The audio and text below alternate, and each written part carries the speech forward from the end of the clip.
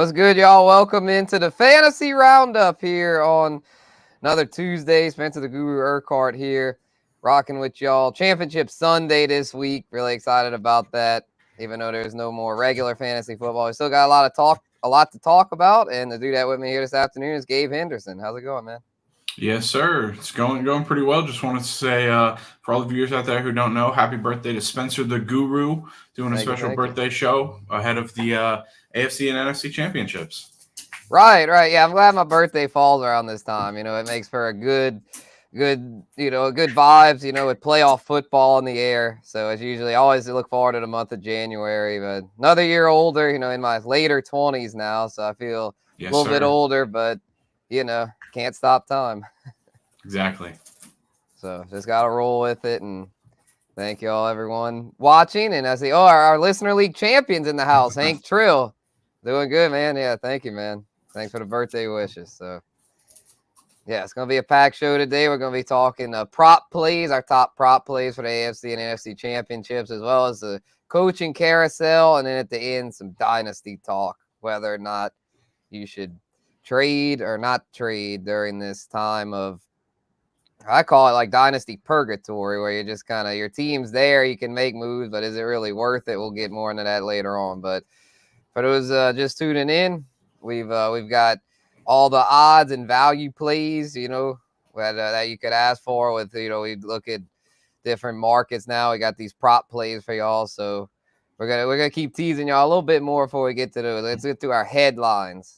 Latest fantasy headlines. Deebo Samuel status is uncertain, has a shoulder injury, and I would think he's not gonna play.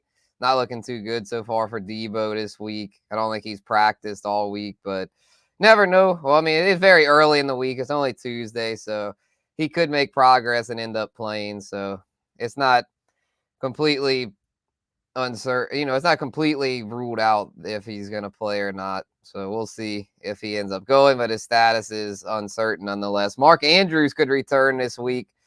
Had the ankle injury that looked like it was going to make him be out for the season, but it's looking like he could end up returning and potentially make a big impact there for the Ravens going against the defending champion Kansas City Chiefs. And we've had some coaching news, y'all. Last night it broke that the Titans hired Brian Callahan, the former Bengals offensive coordinator, as their head coach. And the Chargers today has been reported are closing in on a deal with Jim Harbaugh to be their head coach.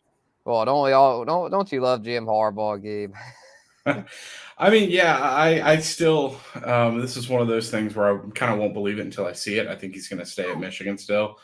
But if the news that's being reported is true, then this might be the worst move for Justin Herbert's career, because Greg Roman is the proposed OC, and you know how much Greg Roman loves to run the football in his offenses. So, yeah, man, that would not be good. I have Justin Herbert in one of my dynasty leagues, so I kind of hope it falls through. I'm not really too keen on Harbaugh returning to the NFL because I feel like he's going to bring like old school philosophies. He hadn't coached in the NFL in like 10 years. Kind of like Belichick. In a way, I hope Belichick doesn't get hired anywhere because I feel like wherever Belichick goes, he's going to ruin that offense for fantasy. I mean, everyone's complaining about Arthur Smith in Atlanta, but they hire Bill Belichick.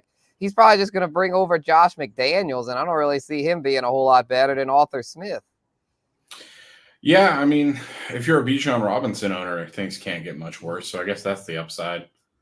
Yeah, true. Hopefully, with McDaniels, I mean, with Ramondre Stevenson, they at least had a fantasy relevant back in that system. So you would hope that Bijan will be okay. And then, I don't know what the Chargers are going to do at running back. Eckler's a free agent. I think it'd be good for a running back, whoever they can sign. Maybe they could bring in like Josh Jacobs or something, because we all saw at Michigan, I mean, that running game they had, my goodness, Corum and that other dude, where he just like killed it in the national championship, to where Harbaugh's offense is going to be run heavy, assuming he brings over all his lackeys from Michigan, which it sounds like is what he's planning on doing. Going to bring over the defensive guy, going to bring over his son, who's an assistant on the staff. Yeah. So, wherever Jim Harbaugh goes, it's going to be done Jim Harbaugh's way. Same with Bill Belichick. Whenever you bring in names like that, they're going to take over and make this thing their own. And that's why I think a lot of these teams are a little reluctant to go with big names like that. But it sounds like the Chargers they're ready to make a splash. So we'll see if it works out for them. Yeah, exactly. I mean, I think you addressed it. You hit the nail on the head perfectly. Not only is Austin Eckler a free agent, he's aging. And if they're going to bring in Greg Roman, they need a workhorse at running back, and Austin Eckler just isn't going to be that. As far as Josh Jacobs goes, I don't think now that Antonio Pierce is officially the head coach in Vegas, I don't think they'll let him out of the building. Antonio Pierce loves him. Mm-hmm. So they're going to have to look elsewhere, maybe the draft. There's some good running backs in the draft. But, yeah, it'll be interesting to watch and see what ends up playing out in L.A. with the Chargers. For sure. Yeah, I might have to bring Blake Corum in. Blake Corum's entering the draft, so don't be surprised if Harbaugh's Michigan guy ends up joining in there with the Chargers. So it'll be interesting to see if that works out. Brian Callahan, Gabe, what are your thoughts on that? I think that's pretty good because he's helped develop Joe Burrow. He's part of the, Zach Taylor, the McVay coaching tree. So I feel like this is a pretty solid move there. I don't know if Will Levis is the future, but I think at least for the present, this is a pretty good for his value as well as the rest of the Titans. Yeah, I really like this move. There's not a lot to be excited about as far as the Titans go and in relation to their future. But with Brian Callahan, at least you're going to have a guy who can, see what you got in Will Levis. And if you don't have anything there, he's a guy that can build from the ground up on offense and really get things going. Yeah, for sure. So we'll see what happens there. Derrick Henry, a free agent. Good chance he ends up walking out the door. Maybe he ends up with the Chargers. I mean, they're looking for a bruising workhorse running back. I mean, and you could bring him in and draft Blake Corum, have a nasty 1-2 punch there. So that could be interesting. So, yeah, the Harbaugh thing. You brought up a good point about if they bring in Greg Roman, which is they probably will. It's like I'd rather them keep Kellen Moore, but if Harbaugh comes in there, I think he's going to just fire everybody. I don't think he's going to keep any of the holdovers. But if Roman goes somewhere else, though, maybe then he'd consider keeping Kellen Moore.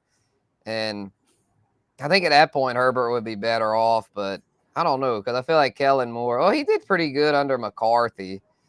So I mean, we'll see. I'm not sure what to think of Kellen Moore. I feel like he's someone that has potential, but he's just never really reached it. It's kind of like Joe Brady. Like, it's like you want to think he's going to be really good, but it hadn't really transpired. It sounds like Joe Brady's probably going to – Josh Allen gave him the vote of confidence. He's probably going to stay as Buffalo's play caller, so we'll really get to see what Joe Brady's made of next year. But, yeah, Kellen Moore this year, kind of a flop, but dealt with a lot of injuries, so it'll be interesting to see what happens. But if they hire Harbaugh, I would expect them to clean house. And if they do, it's probably not good news for Herbert, man. And he was rolling in fantasy. He was chucking it like 40, 50 times a game with Greg Roman. Those attempts will be cut down to like 20 or 30. And at that point, and he doesn't run enough. So I kind of hope the Harbaugh deal falls through, but it looks like it's pretty much a done deal at this point.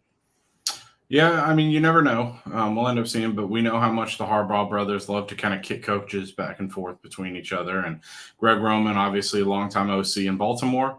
I think really in today's day and age, all you have to do is look at the success of the Baltimore offense this year to kind of see how things have evolved in modern day. I just don't think Greg Roman is suited for modern day NFL offenses, but.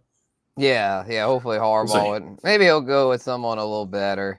Someone that he's friends with that's not necessarily one of these like just extreme run the ball guys. So before we move on to props, let's talk about the Saints. Still looking for an OC. It looks like two of the candidates they interviewed are out. Shane Waldron appears headed to the Bears. He'll be their new OC, and then Dan Pitcher, the Bengals QB's coach, likely going to stay in Cincy, assuming they promote him to OC, which they probably will now that Brian Callahan's out of the building over there. So two of the candidates are out. The Zach Robinson dude from the Rams, who is McVay's OC, he's gotten interviewed by a ton of other teams to where I don't even know if he'd pick the Saints. I think it's like the Commanders and someone else interviewed him. He's getting a lot of attention. I think the Falcons and Panthers. So it's, who else had vacancies? The Browns, like a bunch of these teams that were like, just look up his name and it'll show all the freaking interviews he's had. He has just racked up interview after interview to where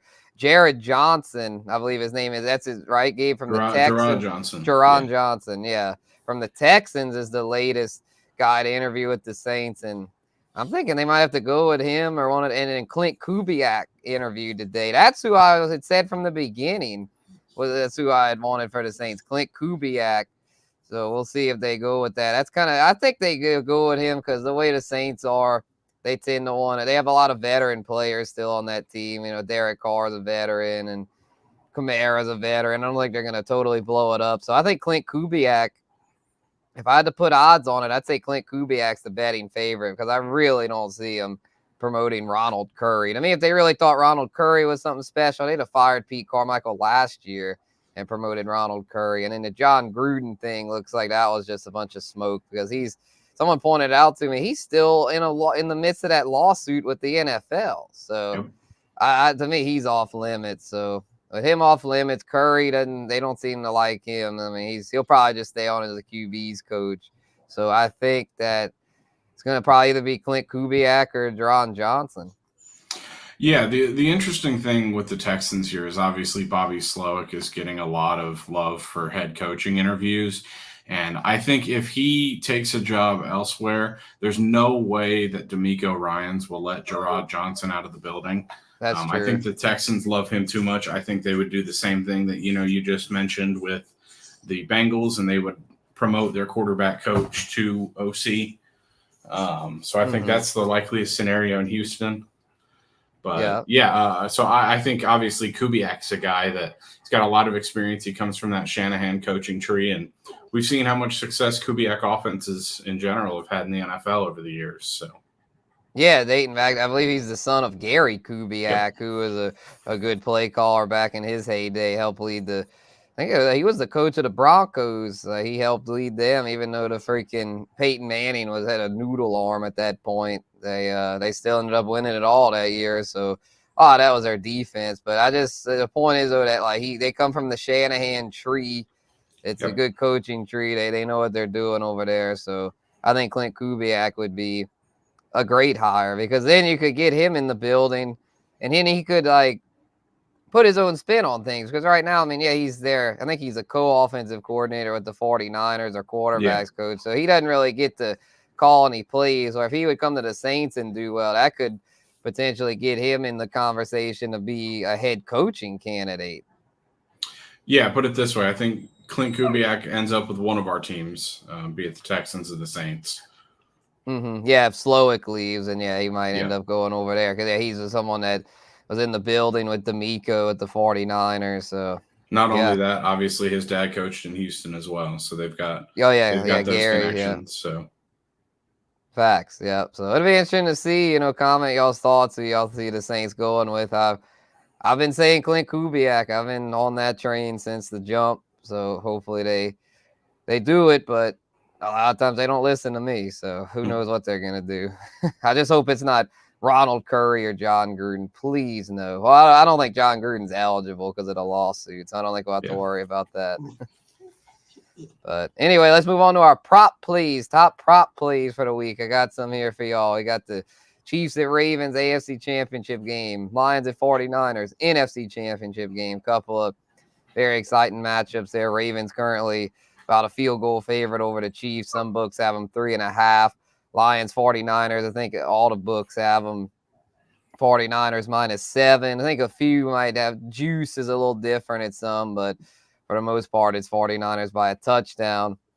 So we'll have more on that Thursday on Bayou Bets with Jim Derry and Thomas Casale, as well as our Big Bucks picks. All four of us will be on for Big Bucks. So we all had okay weeks this past week. Jim had a great week. All of us just didn't. No one stunk, luckily. No one had a disaster. So yeah, I think it was my don't mean to give spoilers away. I think it was my first week in the red for the last month or so. But not too bad. Yeah, I thought I was in the green, but it turned out I was barely in the red. So, it is what it is. I had been on a hot streak lately, a heater, I meant to say. So, all right, let's get into these props, y'all. Lamar Jackson, anytime touchdown scorer, man, +105. This is one I had to shop around. You know, because I had most books, he was minus 110. I believe this is at DraftKings. You could get him at plus 105 anytime touchdown scored. I mean, this is like really good value because like he's gonna score a touchdown. Well, he's definitely gonna throw a couple, I would think. But the thing with the Chiefs have a stingy pass defense to where I say that, but I actually feel more confident in him running. Because look at Josh Allen last week. He didn't get any success as far as touch. I think he threw one, but he had He two threw rushing two. touchdowns. Threw two, passed for two, I believe. I think Mahomes threw two. I think Allen only threw one, the one to I could be wrong. Shakir. And I think he ran into. So that's why I like Lamar Jackson anytime touchdown. Chiefs pass defense. Their run defense is good too. They've got a great defense all around. But I feel like another thing that the spy Willie Gay, his status is in doubt. He's someone that was when he went out of the game, that really hurt the Chiefs defense against Josh Allen. So even if he does play, he'll probably be a little limited. So to me, Lamar Jackson anytime touchdown score offers a lot of value there at plus odds. So I definitely agree. Lamar Jackson is someone who's so versatile, especially with his legs. And as you mentioned, the Chiefs secondary is locked down, but the status of the spy is in question, and he's just someone who's going to find a way to make plays with his legs, no matter how you spin it. And he's someone who, heading into this week, averaged 13 and a half rushing attempts in playoff games. And I don't remember exactly how many he had this weekend, but I don't imagine that number changed very much. So Lamar's going to get his opportunity. So if you found him at plus odds, that's definitely great value. Facts. And I got Patrick Mahomes over 1.5 passing touchdowns at minus 110. This is another one.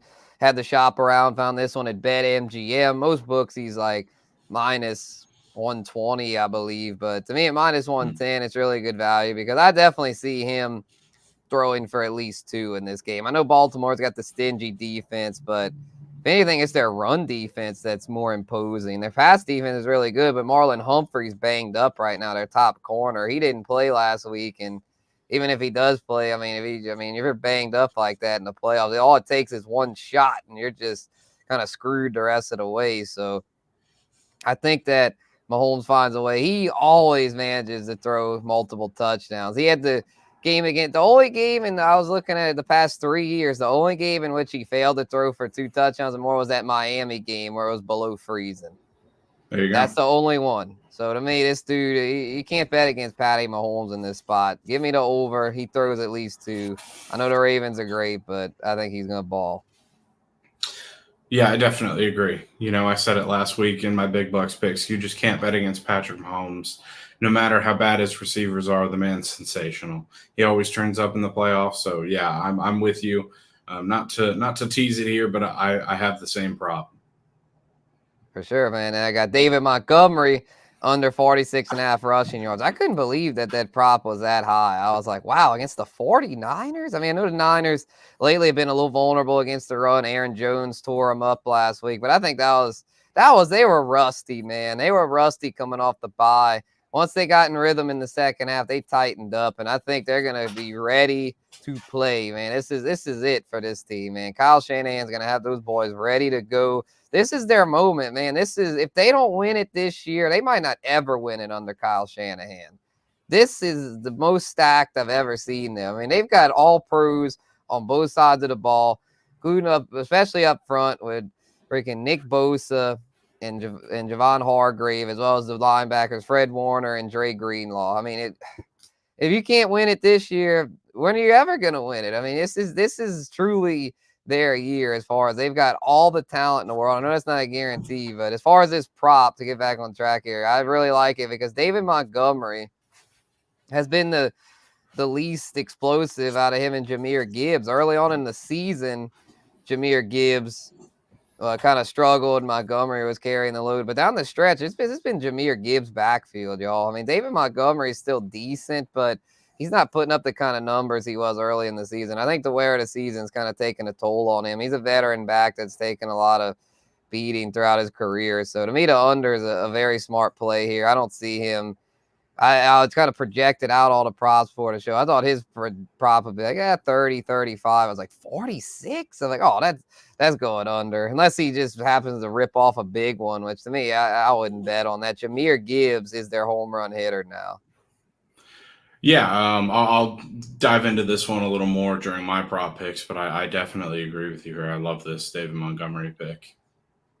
Nice. And I got George Kittle over 59.5 receiving yards. Didn't really like a whole lot of overs yardage wise this week. Cause I mean, these defenses, I mean, you've made it to the conference championship. You've got a legit defense, but Detroit is definitely the worst of the four as far as defense. Mm-hmm. And thought about that. I was like, well, Ayuk, that was the low hanging fruit. Take Ayuk's over with Debo in doubt. But Ayuk's prop was way too high. I felt like he was like 79.5. I was like, there's no value there. And then I look at Kittle.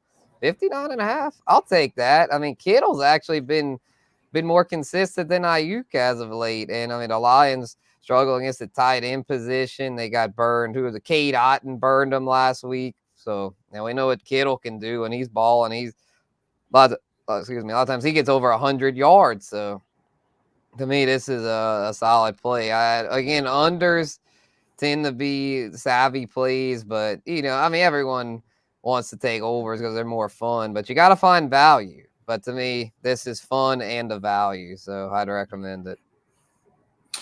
Yeah, both George Kittle and Juwan, I like both of their overs on props. With Debo, we mentioned it at the top of the show, questionable, and I would even say doubtful at this point. And I think you hit the nail on the head when you said that Brandon Ayuk, he wasn't necessarily someone that Brock Purdy turned to late in that game.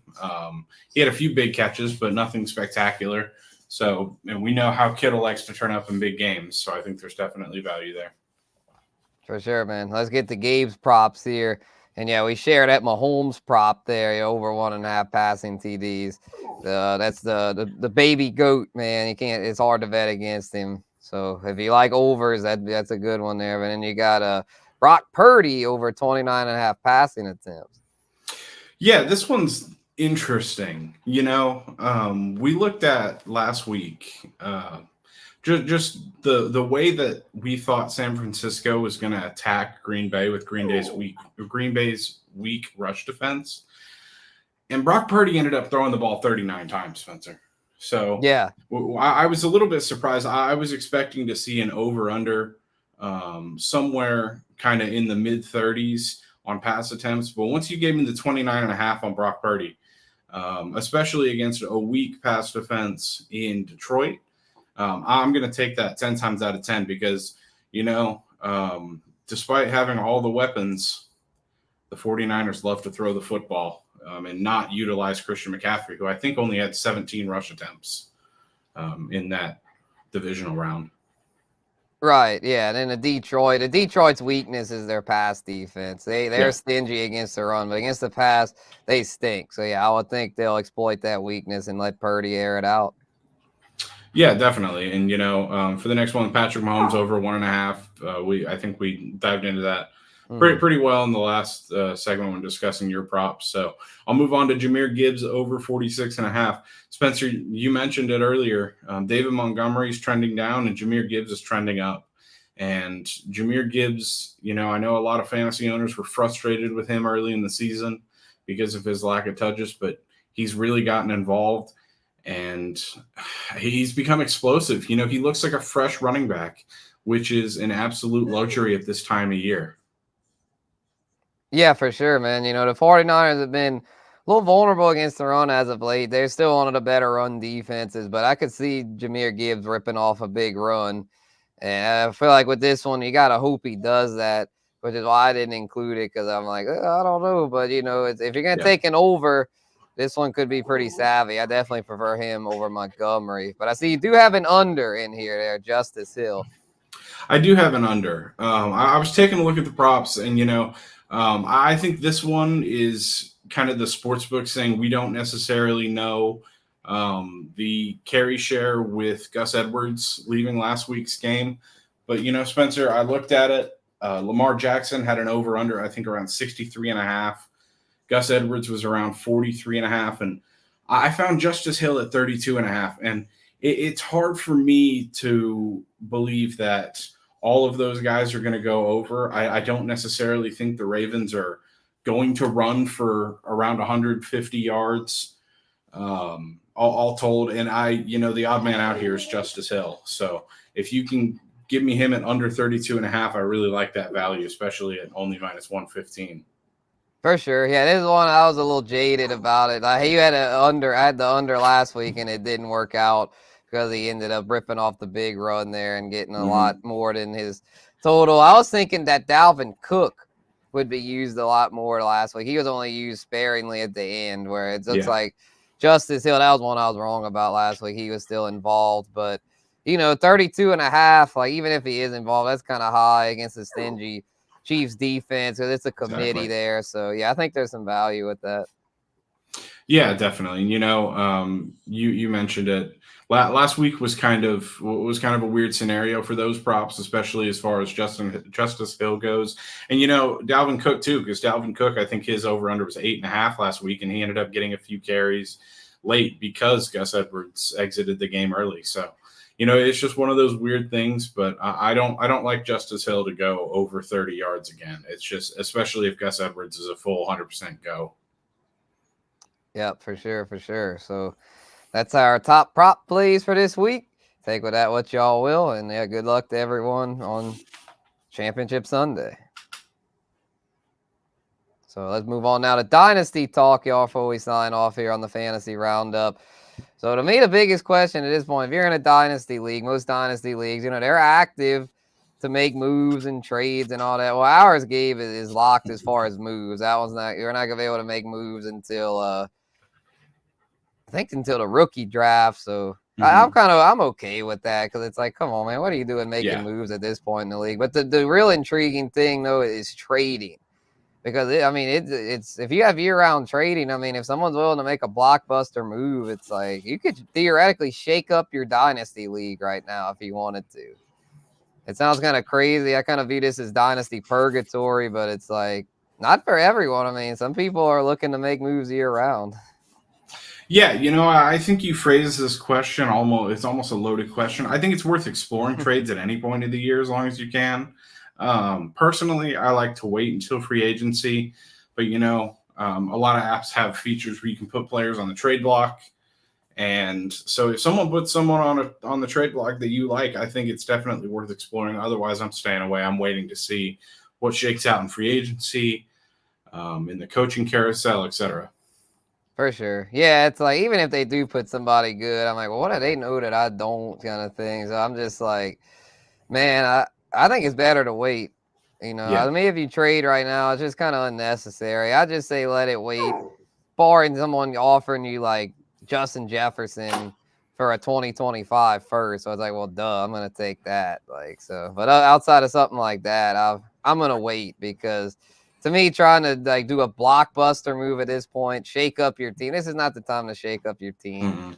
Wait till free agency. I'd probably wait even until after the draft, where we know where the rookies are going, because we don't really know how to value these players right now. So you're kind of just throwing caution to the wind, just taking too much risk, I feel like, by trading right now. It could help, but it also you might look back and be like, damn it, why'd I do this? This was too soon. So yeah, I'd recommend just waiting it out, and if you want to, I would say this, though, don't just completely ignore your dynasty team. Keep an eye on it, keep an eye on stocks and keep up with how players are trending for when it is time to trade. You'll be up on that. You don't want to be that guy that gets taken advantage of because he hadn't been keeping up with the news. Yeah, exactly. I'm still glancing at my dynasty leagues, but this is the period for the next few weeks or months where I'm just kind of on cruise control, not really paying too much attention, especially to trades. If I get an offer, I'll look. But yeah, I'm 100% with you, Spencer. I'm not someone who likes to trade during these periods. Yeah, for sure. It's one thing. We're degenerates. We play dynasty leagues, but just because you are that, you need degens need a break too. Yep. Yeah. So if you ever feel the need to with fantasy betting, whenever you do it. I mean, yeah, it's fun, but it's good that you also need some breaks built in. You don't want to just, don't want that to like over consume you. So yeah, just keep it fun, y'all. Hit the nail on the head. All right, well, I think that's gonna do it, man. Got it right at 30 minutes. Good time in there. Appreciate everyone that rocked with us, and so we'll be back on Thursday for Bayou Bets. Any final thoughts, Gabe, before we sign off? Yeah, just if anyone would like to send Spencer a birthday gift, obviously just do him a favor and go sub to the YouTube so when he and I and the rest of the Bayou Bets team goes live. Yeah, that'd be a solid V-Day gift. So yeah, for sure. Cash App. I wasn't gonna say it. I'll leave that to you. For sure. Yeah, no, I'm sure. Yeah, we'll. Yeah, we got a little something planned tonight with my people out here in NOLA. So yeah, it's gonna be fun. It's gonna be fun tonight. So yeah, appreciate everyone that rocked with us here for Fantasy Roundup. Glad to be doing this here on Tuesdays. We'll probably be off next Tuesday and in return for the Tuesday for the Super Bowl to have more player prop talk and coaching carousel talk. So until then, this is for Gabe Henderson. Has been Spencer the Guru Urquhart. We will see y'all later.